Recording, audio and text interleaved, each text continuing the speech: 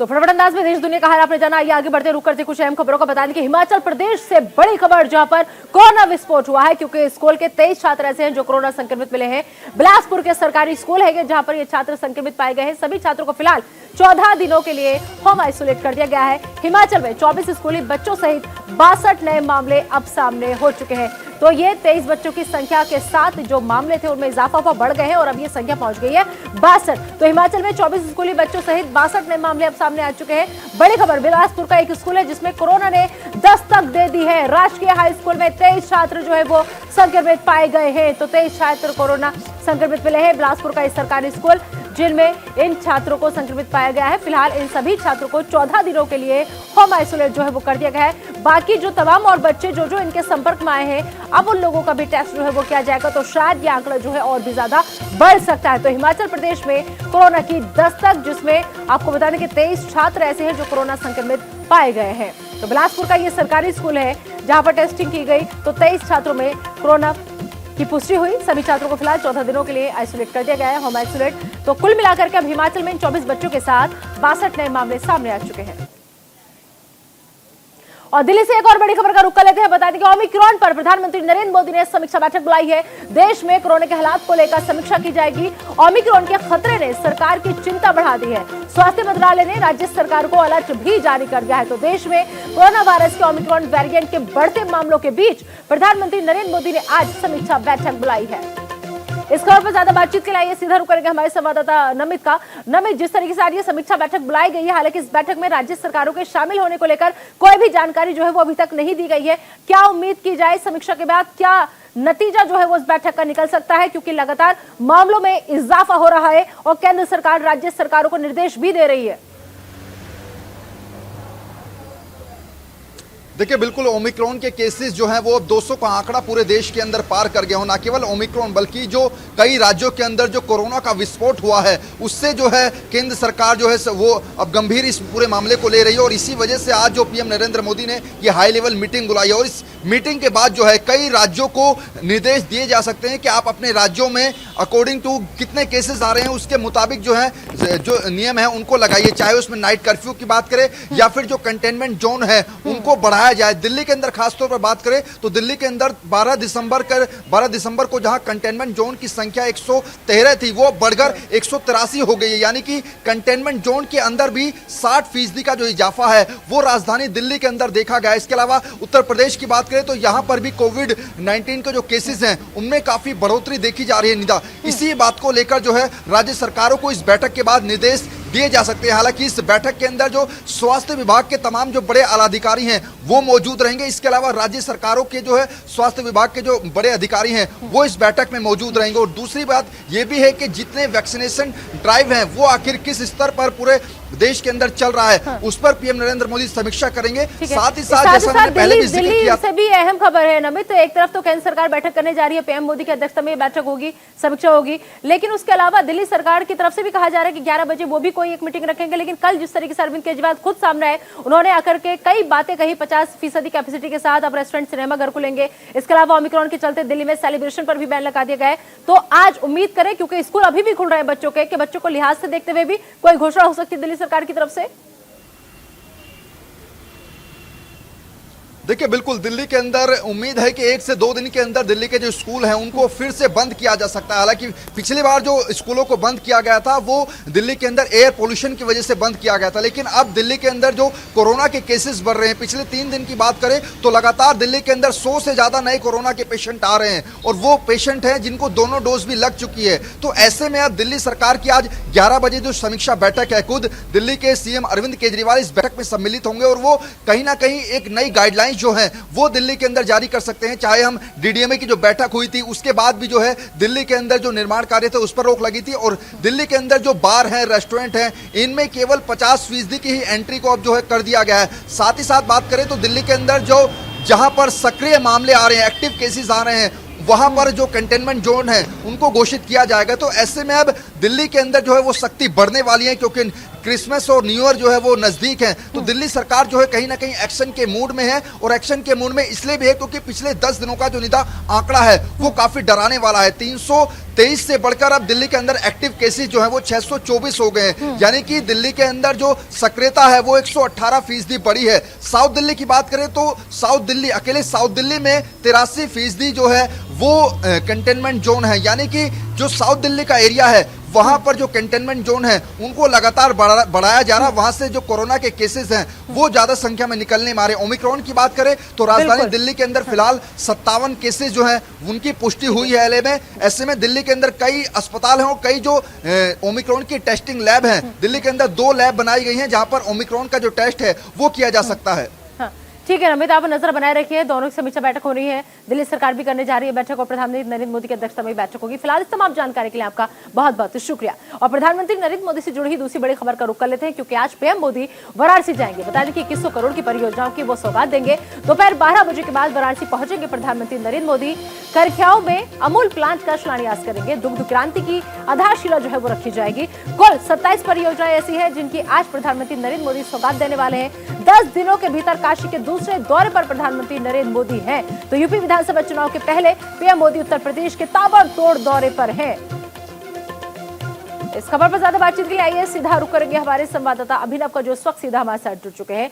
अभिनव, जिस तरीके से आज कुल 27 परियोजनाएं ऐसी हैं जिसकी सौगात जो है प्रधानमंत्री नरेंद्र मोदी देने वाले हैं, लेकिन उससे बड़ा यह हो जाता है कि 10 दिन के भीतर काशी के दूसरे दौरे पर प्रधानमंत्री नरेंद्र मोदी पहुंच रहे हैं। लिहाजा यूपी विधानसभा चुनाव का अगर हम जिक्र करें तो उससे पहले पीएम मोदी के जो उत्तर प्रदेश के ताबड़तोड़ दौरे हो रहे हैं, ये किस तरफ इशारा कर रहे हैं?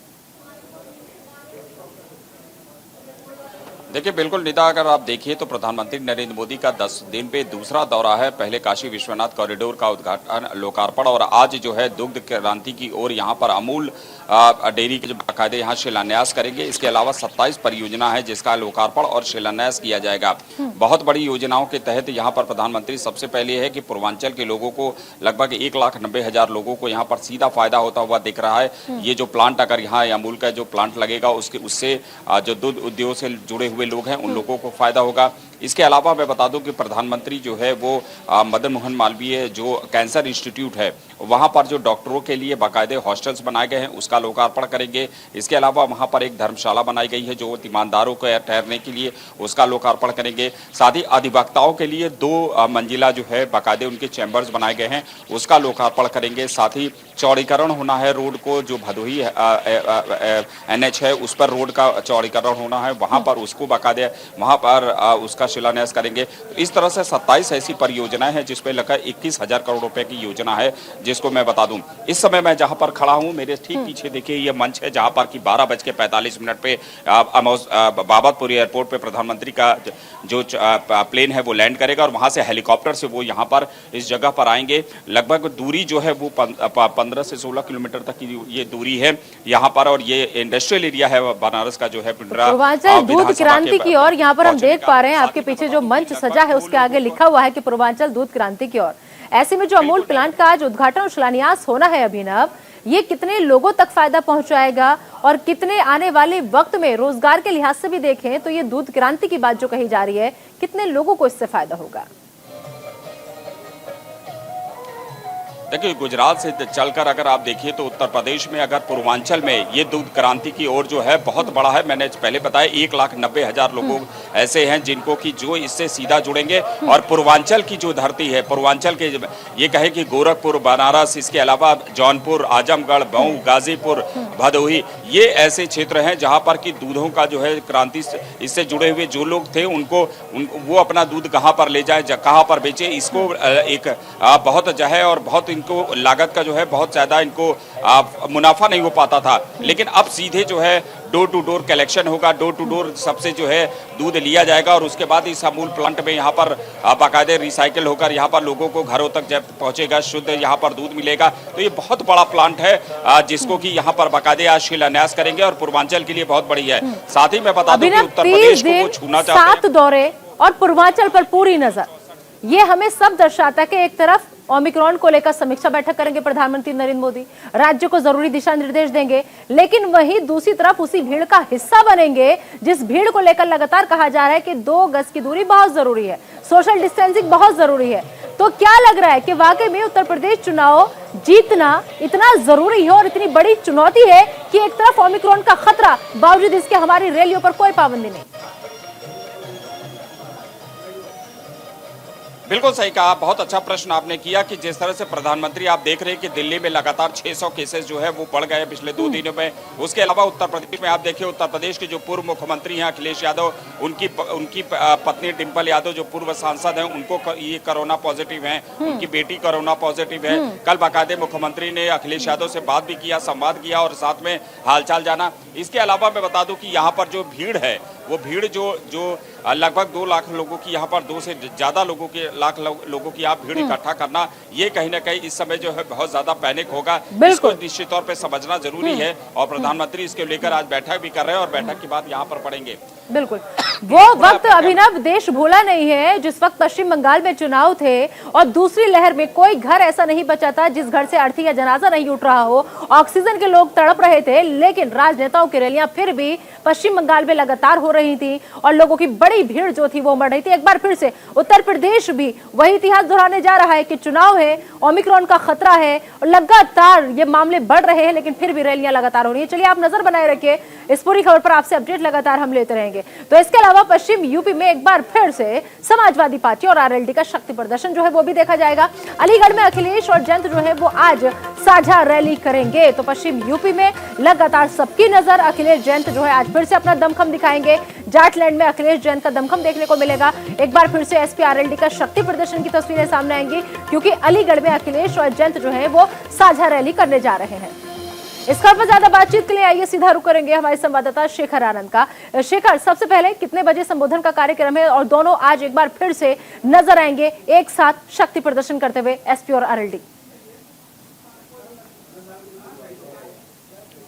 देखिए, आज अखिलेश और जयंत जिस तरीके से अलीगढ़ में एक संयुक्त रैली करने वाले हैं, इससे पहले भी एक रैली उन्होंने की थी और अपार जन समर्थन वहां देखने को मिला था। और एक बार फिर से अखिलेश और जयंत जब साथ में होंगे तो जाहिर सी बात है कि पश्चिमी उत्तर प्रदेश, खासतौर से जो आरएलडी एक समय अपना दावा ठोकती रही है, उसको कैटर करने के लिए, आरएलडी का और बेस बढ़ाने के लिए, साथ ही जाट और मुस्लिम समीकरण जो हैं उसको ध्यान में रखते हुए उभारने के लिए, ये तमाम चीज़ें ऐसी हैं जो इस आज रैली के सेंटर में रहेंगी। जाहिर सी बात है कि चुनाव का वक्त है, तो अखिलेश और जयंत के बीच में, यानी समाजवादी पार्टी और आरएलडी के बीच में जो गठबंधन हुआ है उसे लेकर के एक बार फिर से जो गलबैयां हैं वो दिखाई देगी कि हम साथ साथ हैं और किसी तरीके का कोई यहाँ पर डिस्प्यूट नहीं है। जो वोट है, वोट परसेंट लोगों के वो एक जगह पर कैटर हो, इन सारी चीज़ों को लेकर के ये आज रैली होगी। और जाहिर सी बात है कि इससे संदेश एक बड़ा जाएगा, खासतौर से पश्चिमी उत्तर प्रदेश में, चूंकि किसानों का लंबे समय तक आंदोलन चला है, इस लिहाज से भारतीय जनता पार्टी वहां पर थोड़ा सा बैकफुट पर नजर आ रही थी। अमित शाह को इसीलिए उस जगह का प्रभार दिया गया है। ऐसे में जयंत और अखिलेश की ये जो रैली है, जाहिर सी बात है कि एक बड़ी उम्मीद की रैली है। बिल्कुल, ये गठबंधन बहुत कुछ कह रहा है, ये साथ बहुत कुछ कह रहा है और दोनों का चेहरा, अखिलेश और जयंत का हम बात करें, ये बहुत कुछ बयां कर रहा है। सबसे बड़ी बात ये कि जब इससे पहले इन लोगों की साझा रैली हुई थी उसमें एक बड़ा हुजूम हमें पब्लिक का देखने को मिला था, लोग काफी तादाद में वहां मौजूद हुए थे। लेकिन सवाल यह है, क्या ये जोड़ी, ये जो भीड़ इकट्ठा कर पा रही है रैलियों में, क्या इन्हें वोट बैंक में तब्दील कर पाएगी या नहीं? देखिए, ये एक ऐसी बात है जिसको लेकर के कोई भी राजनीतिक दल दावे से नहीं कह सकता। कांग्रेस के जब भी रोड शो होते हैं, और आज से नहीं है, 2004 से जब राहुल गांधी का पदार्पण हुआ तब से हम देख रहे हैं, राहुल आए, फिर प्रियंका आई, सोनिया आई, तो बहुत बड़ी बड़ी भीड़ जुड़ती है, फूल वर्षा होती है, लेकिन वो वोटों में तब्दील हुआ क्या? नहीं हुआ। इसी तरीके से जब चौधरी अजित सिंह जिंदा थे, उस समय पे भी पश्चिमी उत्तर प्रदेश में उनका जो प्रभाव था, जब वो कहीं निकलते थे बड़ी संख्या में लोग उनसे मिलने आते थे, हाथ मिलाते थे, घर पे बैठते थे, हुक्का चाय पानी सब होता था, लेकिन वो वोटों में नहीं तब्दील हो पाया। इसी तरीके से समाजवादी पार्टी भी जब अखिलेश यादव का इस समय जो विजय यात्रा निकल रही है, जहां जहां से निकल रही है, बड़ी संख्या में लोग वहां पर आ रहे हैं। जयंत चौधरी भी इस गठबंधन के बाद बहुत तेजी से एक्टिव हुए हैं। सिंपैथी वोट भी है, चूंकि अब चौधरी साहब इस दुनिया में नहीं है, तो जो भीड़ आ रही है ये मान करके चला जाता है कि ये वोटों में कन्वर्ट होगी, ये उनके समर्थक हैं। और एक एंटी इनकम्बेंसी का भी फैक्टर है। ऐसे बहुत सारे जो फैक्टर्स हैं वो यहाँ पर काम करते हैं जब भी कोई रैली होती है, भीड़ होती है, लेकिन वो वोटों में तब्दील होगी या नहीं होगी, हो जाता है शेखर उस वक्त में जब हम लोग एक ऐसी महामारी से जूझ रहे हो और अगर हमें सरकार पर निशाना साधना हो तो हम बहुत आसानी से कह देते हैं कि सरकार ने कुछ नहीं किया, सरकार ने कोई जरूरी एहतियाती कदम नहीं उठाए। लेकिन अखिलेश के घर में, खुद के घर में अब कोरोना दस्तक दे चुका है, बावजूद इसके एक भीड़ का हिस्सा बनने के लिए वो सड़कों पर आज उतरेंगे। ये इशारा नहीं करता कि चुनाव ही बस सब कुछ राजनेताओं के लिए मायने रखते हैं, इसके अलावा जनता पे जो बीतती है वो अपना भुगतेगी। देखिए, राजनीतिक दलों के लिए भी और भारत की जनता के लिए भी लोकतंत्र एक पर्व के रूप में जब मनाया जाता है तो सबसे बड़ा उसका मौका चुनाव ही होते हैं। तो इसमें कोई दो राय नहीं है। ये देखिए, किसी की नौकरी होती है, कोई सरकारी नौकरी में, उसको पता है कि वो 30-35 साल, 20-25 साल नौकरी करेगा, 60-62 साल की उम्र में रिटायर होगा। लेकिन राजनीतिक दलों के लिए ये चुनौती होती है कि हर 5 साल पे उन्हें जनता के बीच जाना होता है, अपना रिपोर्ट कार्ड देना होता है, वादे इरादे जताने होते हैं। ये सही है कि डिंपल और टीना जो उनकी बेटी हैं दोनों कोविड पॉजिटिव हैं। अखिलेश ने अपना कोविड टेस्ट कराया था सैफई में ही, सरकार की जो सरकारी अस्पताल है वहां से उनका रिपोर्ट आ गई है, वो निगेटिव है उनकी रिपोर्ट, वो कोरोना पॉजिटिव नहीं है। इस लिहाज से भी ये बात हो जाती है कि वो अगर फील्ड में जा रहे हैं, वो रैलियों को संबोधित कर रहे हैं, तो जाहिर सी बात है कि वो अपनी कैंपेन को आगे बढ़ाएंगे।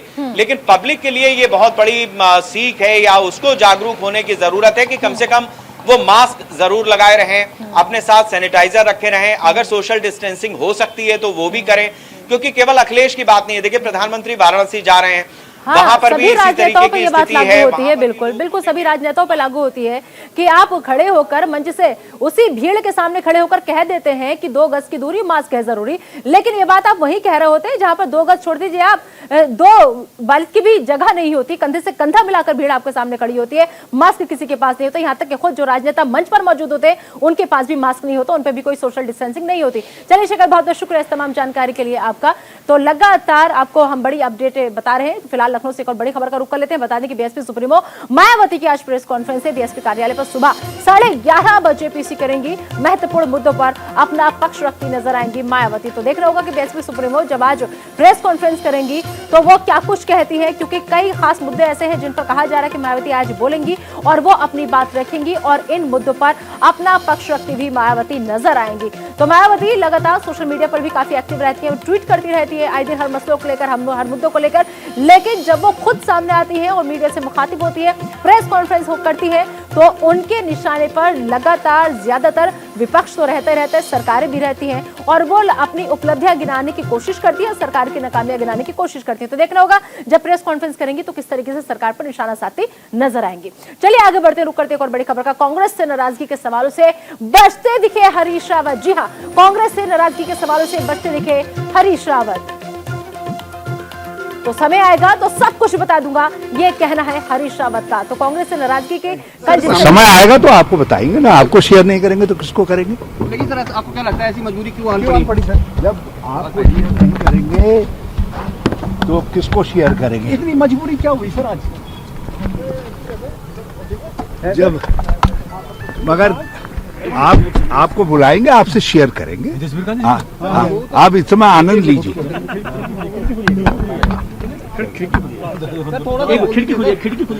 तो खुद भी कल वो कहते नजर आए कि ये आराम का वक्त है और अब आराम करना चाहता हूँ, और आज मीडिया को भी कह रहे हैं कि आप लोग आनंद लीजिए। लेकिन जिस तरीके से कल उन्होंने एक के बाद एक ट्वीट दागे, उन्होंने पूरी कहानी बयां कर दी कि आखिर हरीश रावत का दर्द जो है वो क्या कह रहा है और किस तरफ इशारा कर रहा है। लेकिन आज जब वो मीडिया के सामने आए तो ये वही बागी हरीश रावत है जिन्होंने कल बहुत बड़ा दिल दिखाते हुए ट्वीट पर ट्वीट किए थे। लेकिन आज जब उनसे सवाल करने की कोशिश की गई तो उन्होंने साफ कह दिया, पहले तो बचते नजर आए, लेकिन जब मीडिया का ज्यादा जमावड़ा उन्होंने देखा, लगातार सवाल पूछे गए, तो उन्होंने कहा बचते हुए कि जब वक्त आएगा तो बता दूंगा। चलिए बढ़ते आगे, बात करते हैं म्यांमार की। म्यांमार का खदान हादसे के बाद बचाव कार्य जो है वो लगातार जारी है। मिट्टी धंसने से अब तक 20 लोगों की मौत हो चुकी है। मलबे के साथ झील में 80 लोग ऐसे हैं जो बह चुके हैं। झील में लापता लोगों को तलाशने का काम लगातार जारी है। 200 लोग फिलहाल राहत बचाव कार्य लगे हुए हैं। तो मलबे के साथ 80 लोग जो है वो इस झील में बह गए हैं। फिलहाल जो लोग लापता हुए हैं उनको तलाशने का काम लगातार जारी है। तो 200 लोग राहत बचाव कार्य में लगे हुए।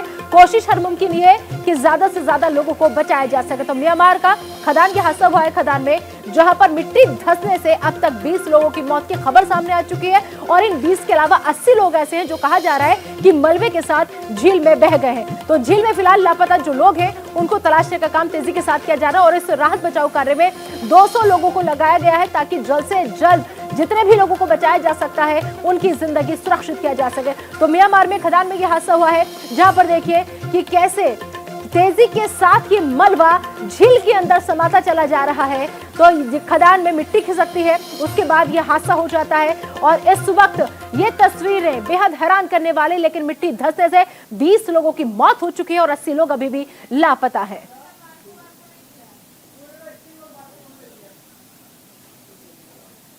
और इस वक्त एक और बड़ी खबर बता दें कि कोविड-19 के ट्रीटमेंट के लिए ओरल टैबलेट को मंजूरी मिल गई है। अमेरिकी हेल्थ रेगुलेटर्स ने ओरल टैबलेट को मंजूरी दी है। कोरोना के इलाज में पहला ओरल टैबलेट ये सामने आया है। फाइजर कंपनी ने कोविड-19 के टैबलेट को बनाया है। 12 साल और ज्यादा उम्र के संक्रमित लोगों के लिए ये लाभदायक है। तो कोरोना महामारी में फिर से बढ़ते संक्रमण के बीच फिलहाल एक ये राहत की खबर अमेरिका से आई है। फाइजर कंपनी ने पहला ओरल मेडिसिन को बनाया है। अमेरिकी हेल्थ रेगुलेटर्स से इस टैबलेट को मंजूरी जो है मिल गई है और इस टैबलेट को मंजूरी मिलने से अब कोरोना पॉजिटिव लोगों का घर पर बैठे इलाज हो जाएगा। इन्हीं खबरों के साथ फिलहाल एक छोटा सा ब्रेक, लेकिन आप बने रहिए न्यूज़ इंडिया के साथ।